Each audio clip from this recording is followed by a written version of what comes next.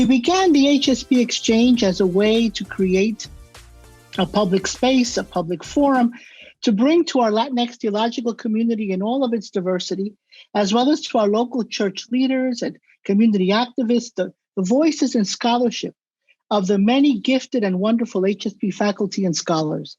Each month, a different HSP faculty member speaks to a topic that is of relevance to our Latinx communities and to the nation.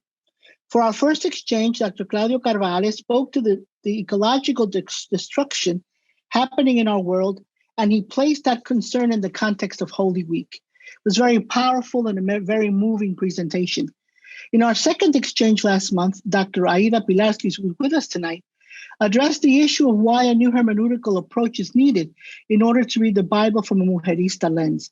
Her words spoke to many concerns about biblical interpretation, and for a community like ours where the Bible is so important, her presentation allowed us to explore a new biblical imagination. Tonight, we have another excellent scholar.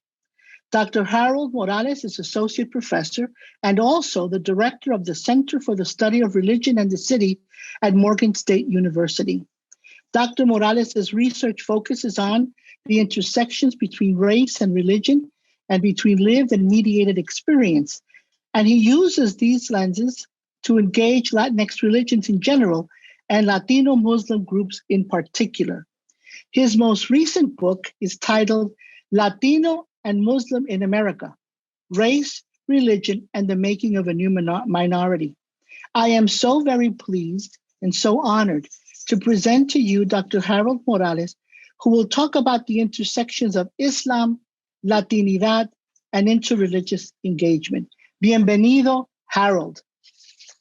Muchísimas gracias, Daisy. Thank you so much for inviting me. It's an honor. It's a pleasure to be here. The HSP is an amazing program. I'm so glad that I got an opportunity to be a part of it. A few years ago, I gave a guest lecture in Dr. Machado's class, and we went to lunch and we started talking about a lot of different possibilities. And the next thing I know, in the summer, I'm in San Antonio, participating, teaching a course. So it's really good to see you, the faculty, Jorge, everyone else that helps make this possible, makes it happen.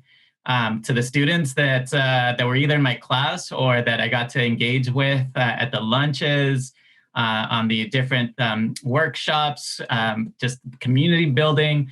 Thank you for being here. I'm so glad that I get a chance to see your faces and be in community with you once again. But yeah, it was an extremely powerful experience for me. So a little bit of background. My parents are from Guatemala. They came over in the 70s. There was a big earthquake there, and they came over with what they thought was going to be a temporary stay while things got better and would head back. And they did it. They stuck around. My older brother was born in Guatemala, and he was about 4 or 5 months old when they came over. But then they stayed, and one of the things that they struggled with was both language and culture. How to pass that on to my older sister, myself, and my younger brother who were born in the United States, and as well as for my older brother who had only Guatemalan citizenship for a bit, and then a dual citizenship later. So how to pass on la cultura, the heritage, the beliefs, the practices, the values, and things like that. So I think one of the really important ways in which they figured out how to do this, or they found it was important to do it in this way, was through la iglesia. So we were part of las asambleas de Dios. And I couldn't figure out why, when we were I was 7 or so when we moved out of Los Angeles into the suburbs, into Pomona. And I couldn't figure out why we would drive out every Wednesday for prayer, Friday for youth service, and they had this program called Royal Rangers, which is kind of like Boy Scouts and Girl Scouts, but for the Assemblies of God. So Wednesday prayer nights, Friday for Royal Rangers, Girl Scouts, and then later youth group.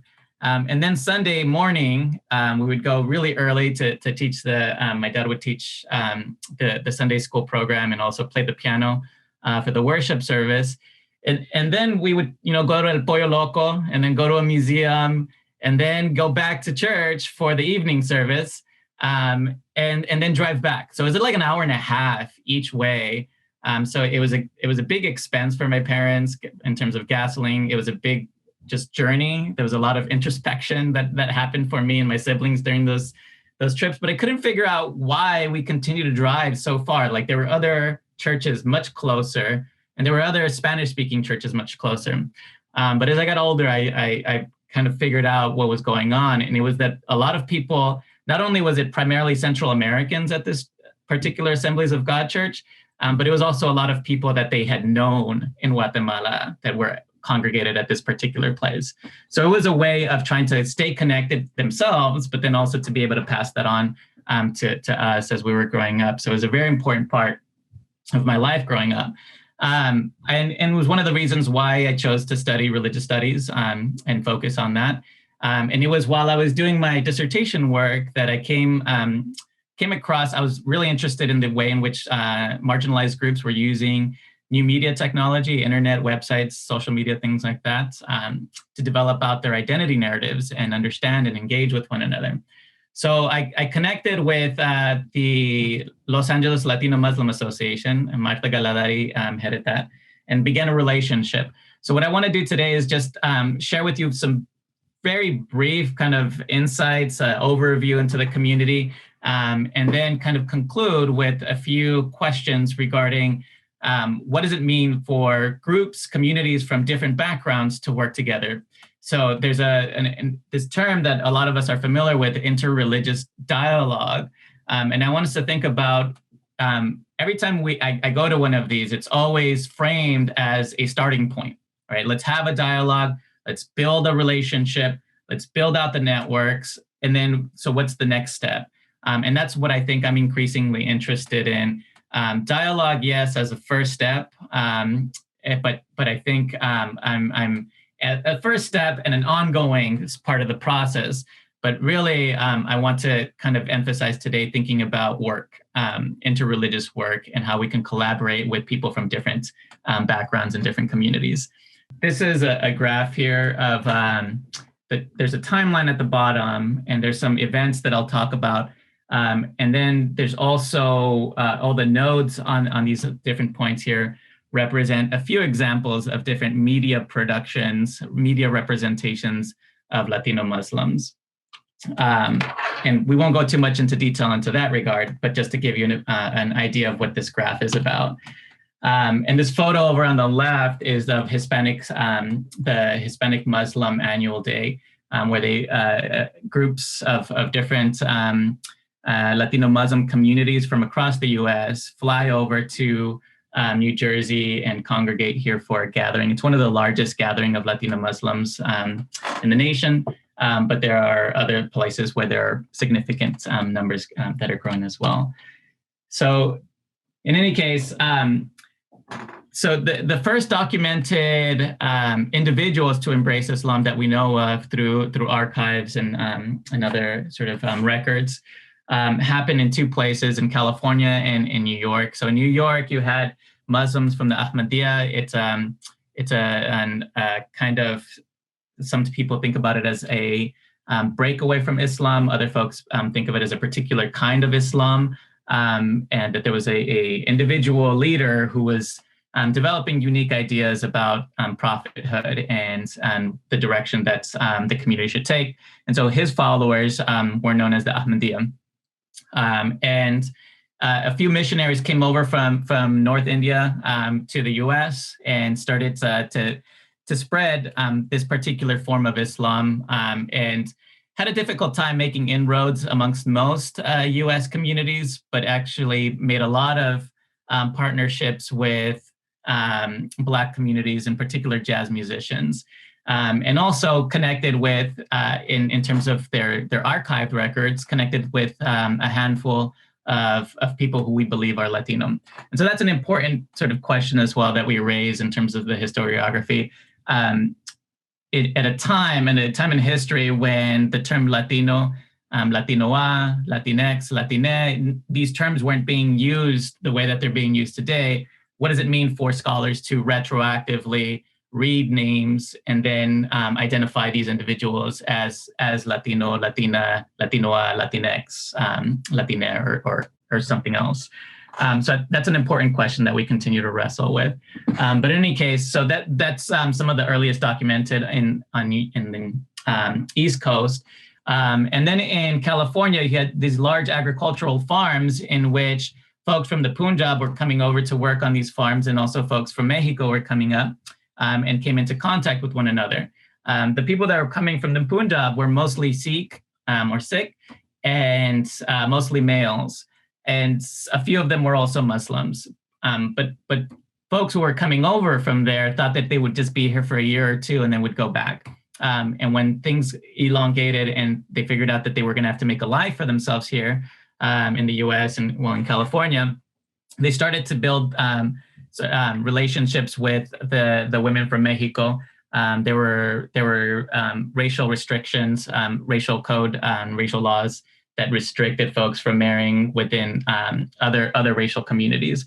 And so given the proximity, there were a few marriages between Punjabi Muslim men and women from Mexico, and that their children were raised as Muslims. So these are some of the earliest documented. And we have individuals like that that embrace Islam, that either identify as Hispanic or Latino, or that get identified as such by scholars and others for long periods of time. But it isn't until the 80s that we start to see communities start to emerge, communities of Latino Muslims. And so the first that I'll raise here was the Alianza Islámica, first in the Bronx, and then later they kind of spread out to different locations. And they were composed primarily of Puerto Rican Muslims, and they were looking to the heritage of, they started to kind of look at to the heritage of their Latinidad as being influenced by Spain, and that Spanish language and culture having been influenced by Muslims and the religion of Islam in what is now current day Spain for over 800 years. So this is the territory that a lot of folks within the Muslim community and academic community refer to as Al-Andalus, or Maghreb, or different terms that get used, Neo-Umayyad Caliphate, and so forth, or Islamic Spain, sometimes a little bit problematic, but sometimes people refer to it as that. But in any case, you have this history of Muslims influencing the language and culture, the architectural styles, the sciences, the universities, and then you also have the so-called Reconquista that influences Spanish Catholicism in many ways, and importantly, is framed and defined in large part in opposition to Islam in the context, right? In that particular context, and that kind of carries over to the Americas as well, the so-called New World, so that there are these practices. For example, there's a graduate student at Purdue who's working on Latinx Muslim foodways, Madalena Nunes, who's working on this, and will point out that one way that following the so-called Reconquista, you had these inquisitions trying to find fake converts, fake Jewish and Muslim folks who had embraced Christianity, and they thought they were possibly not true converts. And one way that they tried to tease out who these potentially disingenuine conversions was by forcing folks to eat more pork. And so one of the outcomes was the proliferation of pork-based dishes, both in Spain as this potential method, but also it kind of translates over to the Americas and the introduction of these kinds of cuisines as a method for trying to figure out who's an authentic converso, Christian converso. So the Alianza Islámica was turning to this heritage, this history, in part because they were being told, aren't you Puerto Rican? Aren't you Hispanic, Latino? What are you doing embracing Islam? Why are you changing and rejecting your culture and your heritage? And their response would be, I'm changing my religion, not my culture, not my heritage, not my ethnicity. And in fact, my culture and ethnicity is itself rooted in these very practices themselves. And so they would point to terms like ojalá, right? So ojalá que te vaya bien, hopefully it goes well with you. And that the Spanish language phrase that are used by a lot of folks has its roots in Arabic, not just Arabic, but Quranic Arabic, right? So the inshallah, God willing, and this religious phrase. And so they'll point to not only phrases and words, but cuisine and a lot of other cultural aspects to say that our Latinidad has roots in Muslim cultures. And so that rather than being incompatible, they're actually informing one another. And so they did a lot of that kind of work in terms of rooting their identity, but also in terms of the social work that they were doing, feeding people, helping with GED programs, AIDS, helping with AIDS awareness when nobody else was burying people who had died of AIDS because of stigmas associated with it. The Alianza Islámica went out of their way to hold funerals for those folks in their community. And so they did a lot of good work in New York. They eventually inspired several other organizations, so I'll just briefly mention a few here. Piedad is an all women's support group for women who were embracing Islam either before, during, or after having married a Muslim man from a different country. And so Piedad emerged as a way to kind of support these women, but also for people to have discussions about what part of their husband's life and practices could be more appropriately described as culture and what could be more appropriately described as religion. So as these women were embracing Islam, if they were choosing to embrace the husband's cultural aspects, and like this cuisine ends up being a big issue here, and dress styles as well. But like, if they end up adopting the husband's cuisine practices, eating practices, that they should understand that that's more of a culture adoption than a religious adoption. So some of the work that they did was to try to help people have these discussions around what goes into what category, and then how to respond accordingly. And then also thinking about what are the rights for women's as laid out in Islamic scriptures and practices and traditions and so forth. Lado emerged, the Latino American Dawah organization. Dawah means to invite others or to educate others about Islam. And it emerged as primarily an online group and a network, and also as still today one of the largest organizations, Latino Muslim organizations, and does a lot of work with media, journalists, and so forth. And the last one is one that I started out with talking about, is LALMA, the Los Angeles Latino Muslim Association. So let me just take a little bit of an anecdotal story, a few minutes to talk about LALMA, and then I'll turn to some concluding ideas. When I first started going, it felt in some ways really, really familiar, and I write about this as well. They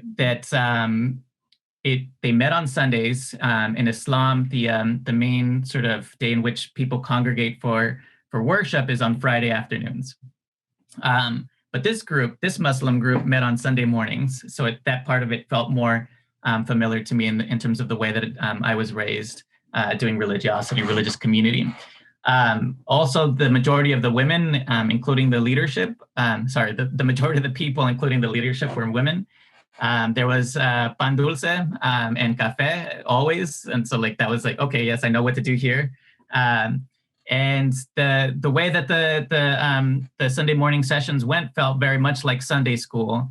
And so there was a 1 hour focus on language learning of Arabic, where we would read from the Quran, and then there was an hour of more kind of like Quranic studies, very similar to what a Bible study session might look like in a Christian setting. And so all of that seemed very familiar, and I could jump in, I could read the Quran, I could talk about Jesus and Mary in ways that were very familiar to me. And then again, talk about what's the meaning of this particular passage. There's some differences, but in some ways it felt very familiar. And then it came to prayer, where I had to take my shoes off for the first time when I was going into the mosque, and learning all the practices, learning how to do the ablutions, the sort of purification rituals before you go into prayer. What are the movements in prayer itself? I had to learn those. Those were unfamiliar to me. The sort of ritualized movements of your body and prostrations, and then that you recite chapters from the Quran from memory out loud, communally. And so there were some things that were unfamiliar. I remember the smell of the carpet when you prostrate yourself. It's a very, very powerful experience. I was like, okay, I am on the ground, and I know that in so many different ways, including like these aromas that I'm picking up on. And there was all these interesting conversations that would happen while you're sitting, crisscross on the carpet, waiting for the prayer to start. And then when we finished, on the very first day that I went, and this happened several times subsequently, everybody went to El Pollo Loco afterwards. And I was like, okay, this is very familiar. I can, so in some ways, meeting up, hanging out, working with the Los Angeles Latino Muslim Association in particular was very, very familiar to me. And in other ways, there was new things to learn and do. So I'll conclude with a couple of things here. And I'll also make this Prezi available for anyone that wants to come back and look at some of the other slides that are there. And then there's a couple of articles. So there's like demographic info that I was going to go through, but I think for the sake of time, I'll just move forward here. So let me just frame this video real quick. Thinking about the possibility for not just interreligious dialogue, but then interreligious work. Here's one example of what Latino Muslims, or some Latino Muslims, are doing to try to bring together two communities, not just in dialogue, but then bringing them together around food to then work on issues such as immigration rights. And in such a divisive time in this country, tonight we found different groups bonding with one another. The Latino and Muslim communities came together in Sacramento over tacos. It's part of a movement called Taco Trucks at Every Mosque. And ABC 10's Ananda Rochita was there. I think it's wonderful. I think that especially in these times, this is exactly what we need. We need to find a way that people come together and then they share a meal together, and food is always really good with that. They're all lining up outside this taco truck for chicken or beef. 2 chicken. I waited with Claudia Perez. She's one of the people who drove from Southern California to the capital for the Taco Trucks at Every Mosque movement. I am an undocumented person. We're not alone, that we can come together and continue to combat any anti-immigrant rhetoric or any other rhetorics that are coming out. Thank you. How did you spread the word? Is it mostly through social media? Yeah, so it's through social media, but also through the mosque. They spread the word as well, and also like by word of mouth. I went inside to talk to more people finishing up their tacos. Join us, and we're gonna be very nice to have you here. Like today, we're eating tacos. Like today. He's from the Sacramento area and is part of the Salam Islamic Center, where the dinner is being held tonight. It's not like about religions and stuff. It's like about us being together is make us like stronger, and as a nation, as Americans, and as a community here. So that's really good to have Latinos today here. Anything that is being talked and on social media and stuff about us and stuff, we shouldn't care. Because if we know ourselves, then why do we mind what others are saying? They all come from different backgrounds, but tonight over a simple meal, they're all finding out they're more alike than they thought. In Sacramento, Ananda Rochita, ABC 10 News. I really love the Taco Truck at Every Mosque campaign and the kind of work that they're doing around immigration rights. I also have been in conversations with Hazel Gomez, who is up on the screen right now, who's an amazing activist and community organizer. She works with Dream of Detroit on trying to develop fair housing practices in a particular neighborhood there. And one of the things that has come up, so I've subsequently, after publishing my book, I've had many talks with her about the book itself, about some of her work, and about some of the issues. And so there was a dialogue that began between myself and some of the community members that developed out into relationships. It helped me to understand both the work that I had already written better, and listen to some of the critical issues involved, including with the Taco Truck at Every Mosque campaign. One of the things that happens here is that Latinidad is being formulated primarily in terms of Mexican American identity. So when you think of like these particular kinds of tacos, and I think that's one potential problem in terms of how Latino Muslims are framed, generally speaking, and in particular in media representations. But then similarly, how Muslims are framed in a lot of these media representations, they tend to focus primarily on this kind of so-called Middle Eastern sort of frame of or thinking racialization of Muslims, and bypassing or overlooking yet again a very rich and robust history of Black Muslims in the United States, and so that they continue to be absent largely from things like the Taco Truck at Every Mosque campaign, in which it's that particular campaign isn't directly trying to recruit Black Muslim or Black communities into the immigrant issues campaign. And so thinking about the sort of potential allyship and collaboration, it's if it's centered around immigration rights, one of the things that emerges is that you end up formulating Islam and Latinidad in particular kinds of ways.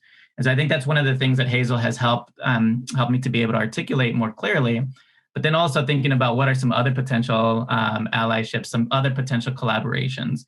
And so I'll end here with this.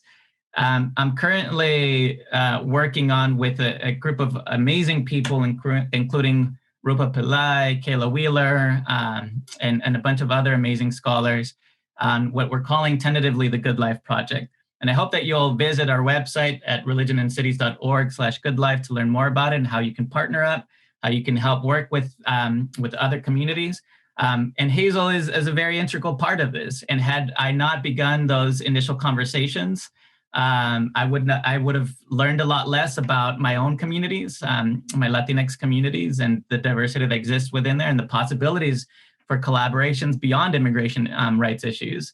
And including, so we're working with Hazel to kind of help document and promote the work that she's doing around fair housing for underrepresented communities and discriminated communities.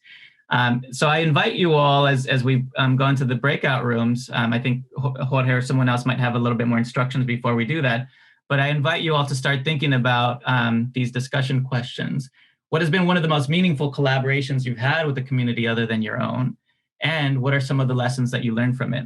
And I hope that this will be a robust conversations. I have some things that I'd love to share with you in terms of my experiences, but I also I'm very excited to learn about your experiences and the lessons that you could share with myself and everyone else here.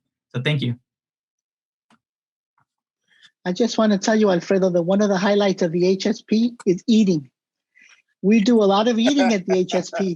So these 2 years that we've been doing online has been a torture because, and look there, I either, when we go out to dinner with the faculty, we go out with the Hispanic guys, we go out with the students. And you're right, sitting around the table, there's something about that that's so intimate and special that it is something that we need to think about. So I just want to put that in. Harold, I want to give you, so you can have your own reactions.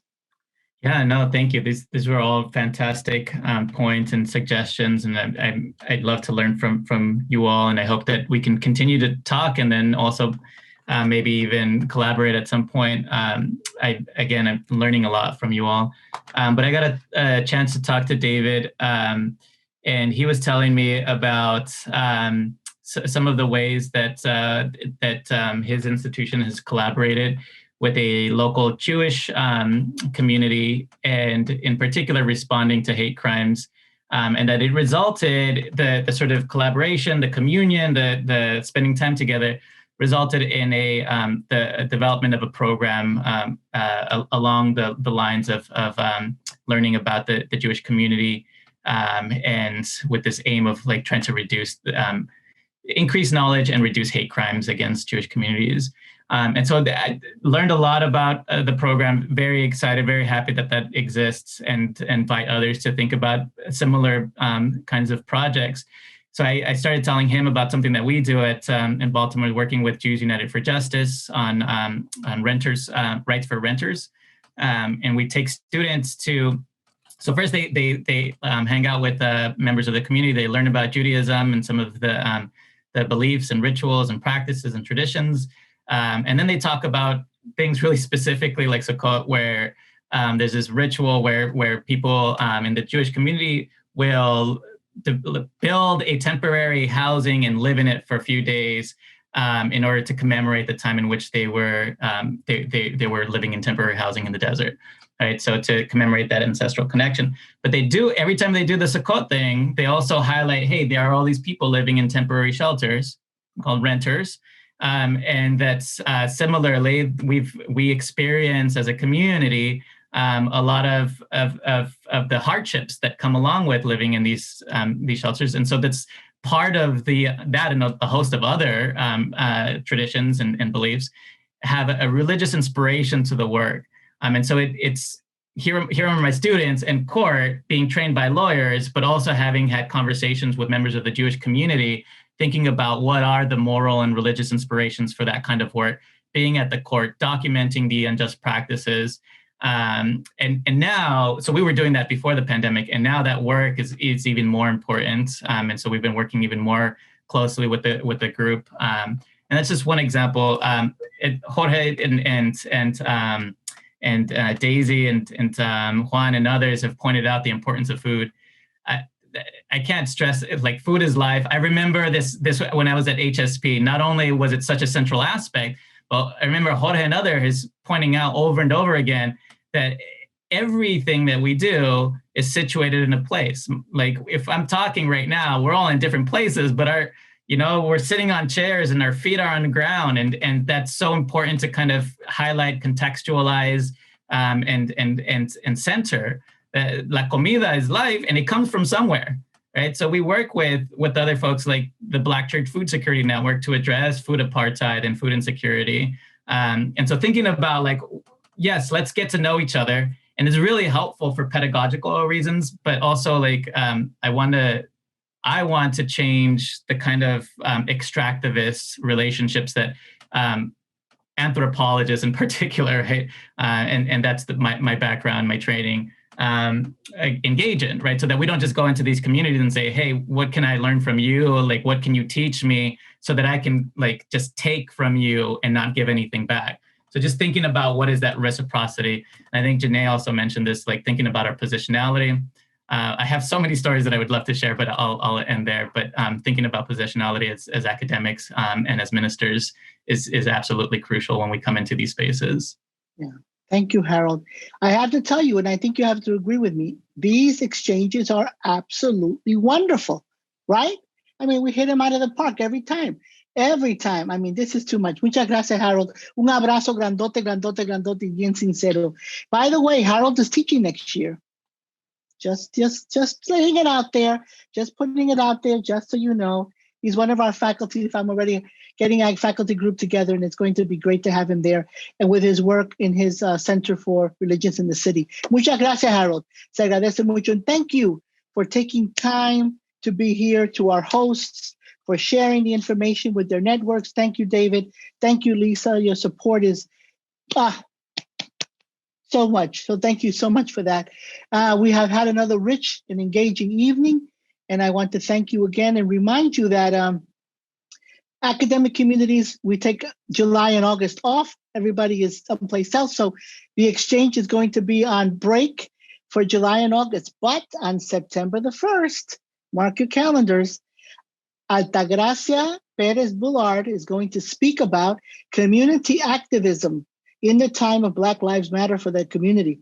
So September 1, the first Wednesday of September at 7:00. And we have another speaker, excellent, lined up for October and November. We got another one lined up. So put this in your calendars. It's always the first Wednesday of the month at 7:00. And we're going to talk about a great diversity of topics that are just as rich and important as the one we talked about tonight. So share with your networks. You are the voices, you are the eyes and the ears of the HSP. Tell somebody, tell them to come, tell them not to miss this. HSP begins Sunday, our 32nd program. We're all excited. We're going to begin with orientation. There, the students are excited. Janae is coming. Aida's teaching. We had some students that are going to be a part of that. The IT team with Jorge have really worked so hard. Moodle is working to perfection. Everything is just right with the world right now. So I'm very happy about that. And again, buenas noches. Have a restful evening. Go knowing that you belong to us and we belong to you. So go in peace. Un abrazo grande para todos. And I'll see you September 1st.